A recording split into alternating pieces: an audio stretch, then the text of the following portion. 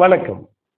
KPY Bala நடிச்ச காந்தி கண்ணாடி திரைப்படத்தை ஓட விடாம சதி நடக்குது அப்படின்னு தொடர்ச்சியா செய்தி வந்துட்டு இருக்கு. யார் சொல்றாங்க அப்படின்னா அந்த படக்குழு தரப்புல இருந்து சொல்றாங்க. இது குறித்து தான் பார்க்க போறோம். கேபிஒய் பாலா விஜய் டிவி கலக்க போகுது யாரு நிகழ்வுல வந்து பெரிய அளவுக்கு பேர் எடுத்து அவருக்கு ரெண்டு வகையில பேர். ஒண்ணு என்ன அப்படின்னா அந்த நிகழ்வுல வந்து நல்ல நகைச்சுவை பண்ணக்கூடியவர் அப்படிங்கிற ஒரு பேரு. இன்னொன்னு என்ன அப்படின்னா கேபிஒய் பாலா தனக்கு கிடைச்சதெல்லாம் பல பேருக்கு உதவக்கூடிய ஒரு எளிமையான தம்பியா இருக்காரு. அதாவது என்ன கிடைக்குதோ அதை கொடுத்துட்டு இன்னும் சொல்ல போனா தனக்கு வீடு கட்ட ஒரு இடம் வாங்கிட்டு அந்த இடத்தையே நான் மருத்துவமனை கட்டுறேன் அப்படின்னு சொல்றாரு.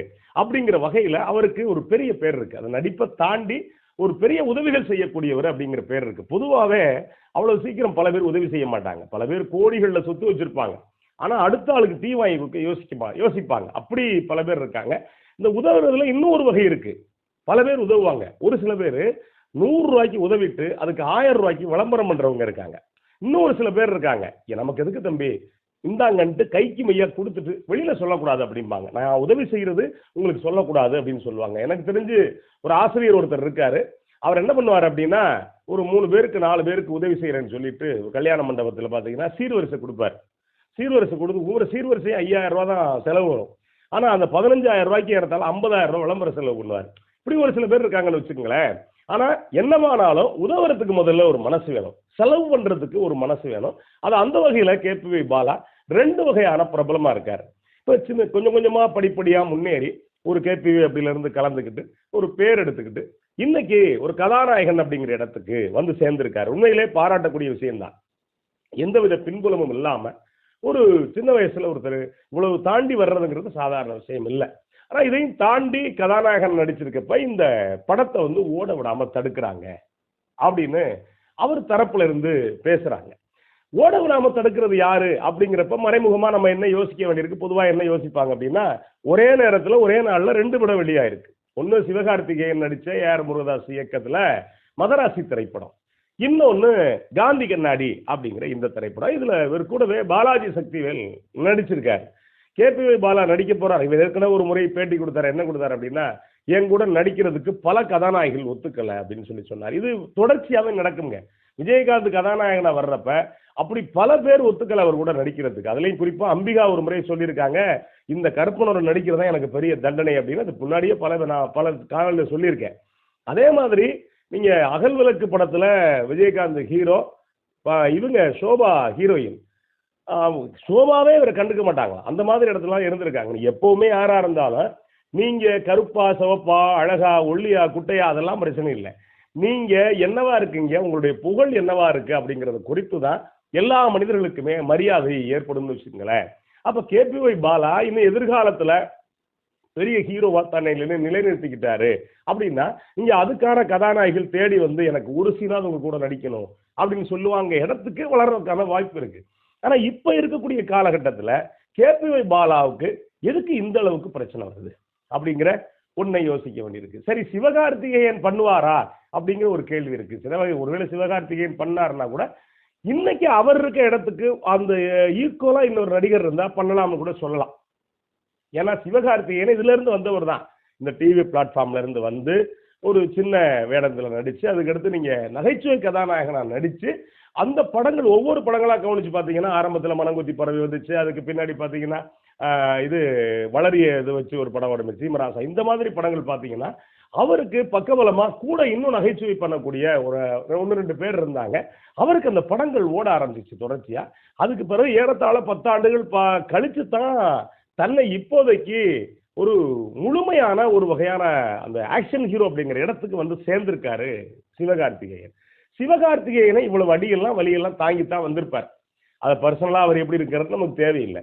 இப்போ அப்படிப்பட்ட சிவகார்த்திகேயன் இன்னைக்கு ஏறத்தாழ ஒரு 50 கோடிக்கு மேல சம்பளம் வாங்கக்கூடிய இடத்துக்கு வந்துட்டாரு. மதராசி படம் சரியா போகல அப்படிங்கிறாங்க.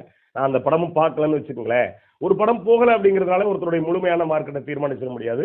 எவ்வளவு பெரிய ஹீரோக்களுக்கும் நீங்க விழுந்த படங்கள் இருக்கு, அதுக்கு பிறகு தொடர்ச்சியா எழுந்து ஓடின படங்கள் இருக்குன்னு வச்சுக்கோங்களேன். சிவகார்த்திகேயன் தடுப்பாரா அப்படிங்கிற கேள்வி வரும்போது கவனிச்சு பாத்தீங்கன்னா அதுக்கான வாய்ப்பு இல்லை. சரி, எதுக்கு அப்படி சொல்றாங்க அப்படிங்கிற ஒரு கேள்வி இருக்கு. ஒரு சில பேர் என்ன சொல்றாங்க அப்படின்னா இல்லைங்க சிவகார்த்திகேயனுடைய ரசிகர்கள் பண்றாங்க அப்படின்னு சொல்றாங்க. இப்ப இன்னொன்னு நம்ம பார்க்க வேண்டியிருக்குங்க. இந்த காந்தி கண்ணாடி படம் எப்படி இருக்கு அப்படின்னா, நான் பார்க்கல. எனக்கு அதுக்கான சூழல்ல தொடர்ச்சியா பட்டிமன்றம் போறதுக்கான வாய்ப்பு அமைஞ்சு போச்சு. அதனால வாய்ப்பும் இல்லைன்னு வச்சுக்கோங்களேன், நேரமும் இல்லை. இந்த படத்தை நண்பர்கள் பார்த்த நண்பர்கள் என்ன சொல்றாங்க அப்படின்னா, படம் அந்த அளவுக்குலாம் ஒண்ணும் இல்லைங்க அப்படின்னு சொல்லி சொல்றாங்க. என்ன அப்படி சொல்றீங்க அப்படின்னா, ஆமாங்க படத்துல பெருசாலாம் ஒன்றும் உட்கார முடியல. இது பாலா படம் அப்படிங்கிறதுனாலயே வந்து நம்ம படத்தை வந்து பயங்கரமா பேசிட முடியாது அப்படிங்கிறாங்க. சரி, இன்னும் ஒரு சில பேர் சொல்றப்ப என்ன சொல்றாங்க அப்படின்னா, தொடர்ச்சியா விமர்சனம் பண்ணக்கூடிய இந்த திரை விமர்சகர்கள் வந்து யாரும் பேசல பெருசா அப்படிங்கிற கோபத்துல இந்த மாதிரி எதிராக கிளப்பி விடுறதுக்கு யார் கிளப்பி விடுறா அப்படின்னா, நீங்க எங்களுக்கு படத்துக்கு பிரச்சனை வருது அப்படின்னு யார் சொல்றா அப்படின்னு சொல்றாங்க அப்படின்னா, சம்பந்தப்பட்ட படக்குழுல குறிப்பா இயக்குனர் தான் சொல்றாரு. அப்ப இயக்குனர் ஏன் சொல்றாரு அப்படின்னா, தன்னுடைய படத்துக்கு இன்னும் பேர் வேணும். ஏன்னா இப்பெல்லாம் என்ன அப்படின்னா, என்னைக்கு சமூக ஊடகங்கள் வந்துச்சோ அன்னையிலிருந்து ஒரு விஷயத்துக்கு எதிராக கிளப்பி விடுறா அது வந்துருச்சு. இன்னொன்னு புகழ் அப்படின்னாலும் இன்னைக்கு எப்படி வந்துருச்சு அப்படின்னா, எதிர்நிலையில நின்று அவங்களுக்கு பேர் கிடைச்சிருச்சு அப்படின்னா அது புகழ் அப்படிங்கிற இடத்துக்கு வந்துருச்சு.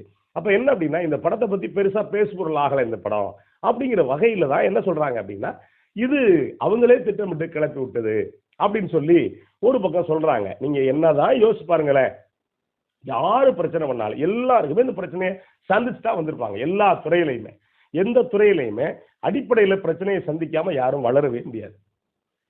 அப்ப எப்படி ஏன் படத்துக்கு பிரச்சனை வருது அப்படின்னா என்ன சொல்றாங்க அப்படின்னா, தேட்டருக்கே ஆள் போக மாட்டேங்குது.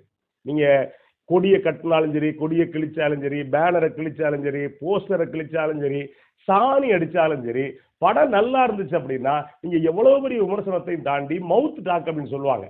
படம் பார்த்துட்டு வெளியில வர்றவங்க முகத்தை பார்த்தே ஒரு சில பேர் டிக்கெட் எடுக்காம வந்துடும். நீங்க பாத்தீங்கன்னு தெரியும். கால காட்சிக்கு ஒருத்தன் போறான்னு வச்சுக்கோங்களேன், போயிட்டு வெளியில வரும்போது கலவரத்தோட வந்தானா இவன் இந்த படம் பார்க்க போனவன் திரும்பி வந்துடுறான், வேண்டாம் ஜாமி அவனே பெருங்கலவரத்தோட வர்றேன் அப்படின்னு. இன்னொன்னு கூட்டம் திமுதுமுன்னு இருந்துச்சுன்னு வச்சுக்கோங்களேன், கேட்காம இவன் முண்டி அடிச்சுட்டு டிக்கெட் எடுக்கிறதுக்கு உள்ள போயிடுவான். ஆனா கூட்டமும் இல்ல, வர்றவன் கலவரத்தோட வர்றான் அப்படின்னா நமக்கு எதுக்குடா காசை கொடுத்து காண்டுக்கூல அப்படின்னு சொல்லிட்டு திரும்பி அடிச்சு வீட்டுக்கு போயிடுவாங்க. இதுதான் நிலைமை. அப்ப அந்த மவுத்தாக்கு இன்னொன்னு மக்கள் போற வர்ற இடத்தை பார்த்தே ஒரு படம் ஓடுது அப்படிங்கிறப்ப நீங்க என்னதான் விமர்சனம் பண்ணாலும் படம் பெருசா ஓடுமா ஓடாதெல்லாம் சொல்ல முடியாது. அப்ப என்ன அப்படின்னா, ஒரு படம் நல்லா இருந்துச்சு அப்படின்னா அந்த படத்துக்கான நீங்க என்ன எதிர் விமர்சனம் பண்ணாலும் என்ன நீங்க அதுக்கு நேர் விமர்சனம் பண்ணாலும் படம் ஓடும். இதுல இன்னும் விஷயம் சொல்றேன். டூரிஸ்ட் ஃபேமிலி படம் வந்துச்சு, என் நண்பர் தான் பாட்டு எழுதினாரு. படம் வந்து 2 நாள் கழிச்சு ஒரு கால் பண்ணாரு, என்ன கவிஞரே படம் பார்க்கலையா அப்படின்னு கேட்டார். எந்த படம்னு கேட்டேன். Tourist family. நான் எழுதுனங்கிறதுக்காக பார்க்க வேண்டாம், மோகன்ராஜன் எழுதியிருக்காரு, நான் எழுதுனங்கிறதுக்காக பார்க்க வேண்டாம், நீங்க படத்தை போய் பாருங்க, பிடிச்சிருந்தா பாருங்க அப்படின்னாரு. அதுக்கு பிறகு நம்பிக்கை இல்லாம நான் போகல. ஒரு 3 நாள் கழிச்சு பாத்தீங்கன்னா விமர்சனத்தை பார்த்துட்டு தான் போனேன். போனா ஒரு படத்துல அந்த சின்ன பையனோட நடிப்பு மட்டுமே முழுசா நம்மளை சீகரிக்குது. அந்த அளவுக்கு அந்த படம் பண்ணியிருக்காங்க. ஒரு சின்ன கதை எடுத்துக்கிட்டு அந்த படத்தை எல்லாம் எந்த விளம்பரம் இல்லை, யாரு பெருசா விமர்சனம் இல்லை, ஆனா படம் ஓடிடுச்சு. நீங்க அப்படி கவனிச்சு பாத்தீங்கன்னா ஒரு திரைப்படம் அப்படிங்கிறது நீங்க வளர்ச்சி ஒருத்தருடைய தனிநபர் வளர்ச்சியை தடுக்க முடியுமா? இன்னொன்று சொல்ல போனா பாலாவுக்கு நல்ல பேர் இருக்கு, நிறைய பேருக்கு உதவக்கூடியவர் அப்படிங்கிற பேர் இருக்கு. பாலாட்ட என்ன சிக்கல் இது இந்த வகையில் அப்படி நம்ம நினைக்கிறோம் அப்படின்னா, நண்பர்கள் சொன்ன வரைக்கும் இது படம் பெருசா போகல. காரணம் என்ன அப்படின்னா, அதுக்கு ஏத்த கருவோட அதுக்கு ஏத்த திரைக்கதையோட படத்தை பண்ணியிருந்தா இந்த படம் நல்லா போயிருக்கும். அந்த வகையில இவங்க இந்த எதிர் விமர்சனம் மூலமா படத்தை ஓட வைக்கலாம் நினைக்கிறாங்களோ அப்படிங்கிறதா யதார்த்தம். பாலா இந்த மாதிரி வேலையெல்லாம் பார்க்காம அடுத்து நல்ல படத்தை தேர்வு செஞ்சு நடிச்சார் அப்படின்னா பாலாவை மக்கள் கொண்டாடத்தான் செய்வாங்க. நன்றி, வணக்கம்.